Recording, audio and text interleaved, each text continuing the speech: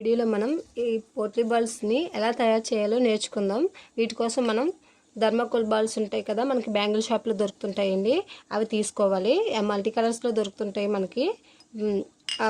అవి తీసుకోవాలి. తర్వాత ఇలా క్లాత్ని 4 వైపులు ఒకేలా ఉండేటట్టు కట్ చేసుకోవాలి. కట్ చేసుకున్నాక చూడండి, ఈ బాల్ని తీసుకొని చూడండి, ఈ బాల్ని ఇలా తీసుకొని సెంటర్లో బాల్ని పెట్టుకోవాలండి. పెట్టుకున్నాక చూడండి, ఇలా ఫోల్డ్ చేసుకోవాలి. ఫోల్డ్ చేసుకున్నాక చూసారా, బాల్ రెడీ అయిపోయింది మనకి. ఇంకేం లేదండి, ఈజీగా వచ్చేస్తుంది మీకు. పెద్ద కష్టపడే అవసరం లేదు. చూడండి, దీన్ని ఇలా దారంతో చుట్టేసుకోవాలి. చుట్టేసుకున్నాక చూడండి, పువ్వులు మనం ఎలా అయితే మాల కడతామో అలాగా ఒక ముడి వేసుకోవాలి. చూడండి, ఇలా ముడి వేసుకొని ఈ మిగిలిన దారాన్ని ఇలా కట్ చేసుకొని ఈ క్లాత్ని కూడా ఇలా కట్ చేసేసుకోండి. అంతేనండి, అయిపోయి. చూడండి, పోట్లీ బాల్ ఎంత సింపుల్గా రెడీ అయిపోయిందో చూసారు కదా.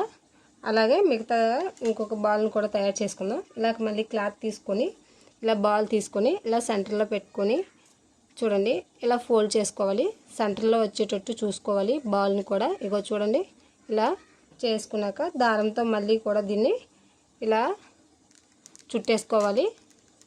చుట్టేసుకున్నాక పూలు ఎలా అయితే మాల కడతామో అదే విధంగా ఇలా మాల కట్టుకొని ఇలా చూడండి, అలా ముడి వేసుకోవాలి. ఊడిపోకుండా ఉంటుందండి. చూసారు కదా.